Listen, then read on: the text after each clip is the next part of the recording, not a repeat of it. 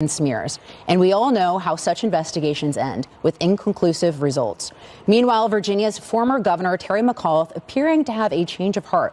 McAuliffe first said it was time for Governor Ralph Northam to step down after that racist yearbook photo surfaced. But now he says that Northam could survive the controversy. Listen to this. I think he's made the decision he's going to stand, but the way that Ralph survives and brings Virginia back together, he's got to lean in on these very important issues.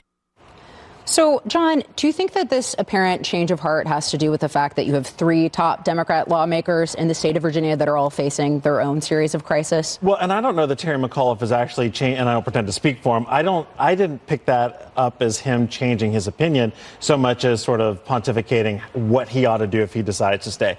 I think Northam should step down. I absolutely think he should step down. Public hearings on Fairfax, fine. I do think there should be investigations, just like I said with, during the Kavanaugh period.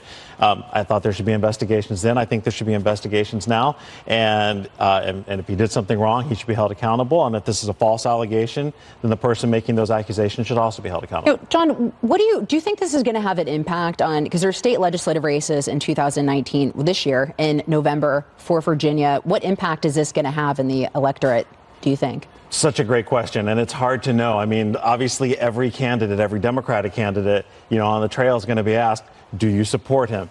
Do you think they should step down? And they're going to have to, hopefully they've already got those answers. To me, those answers are pretty obvious, because if you go with the right, if you lead with morality, then you know what needs to happen. So yeah, it'll be interesting to see what the impact is. It's hard to predict exactly what it'll be at this stage in the game, though. That's fair.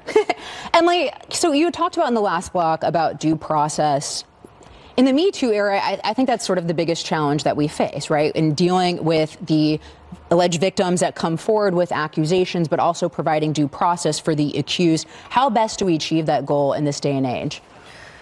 That's a great question. I think that there's different avenues that victims can pursue, that what we are seeing played out is how effective that is. So, for example, on the law enforcement side, we see roadblocks that pop up in terms of statute of limitations or corroborative evidence. We've seen in many cases that were splashed all over the national conversation in the front page of media that at the time there were declinations, right? The prosecutorial discretion to decide to prosecute or not, that there were declinations, that there were police departments that did not decline to refer it even to the DA for that reason. So there's that kind of issue. Then there's the one that we heard in the tease, that certain investigations are behind closed doors. So I understand wholeheartedly from that victim saying, well, or that alleged victim from her saying, look, well, that's not good enough for me, right? I don't trust that process. I don't trust those results. And then we have the very public hearings where people decline to be quiet and rush to judgment. So I think for viewers, the answer is that there's a ton of different processes, but if there are issues we have with them,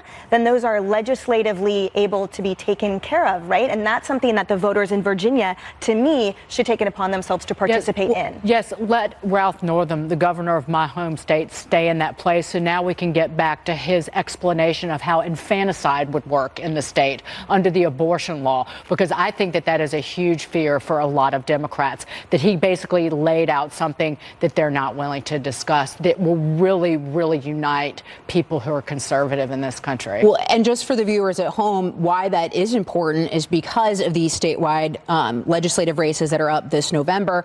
Republicans only hold a very small majority in the House of Delegates and the state Senate. I'm also a Virginian. And so that something that like that bill from Virginia Delegate Tran could potentially pass if the dynamics change there. And it also forces all the Democrats running for the presidential nomination to talk about what they see in terms of pro-life or pro-choice. All right. Well, more outnumbered is in just a moment. Stay with us.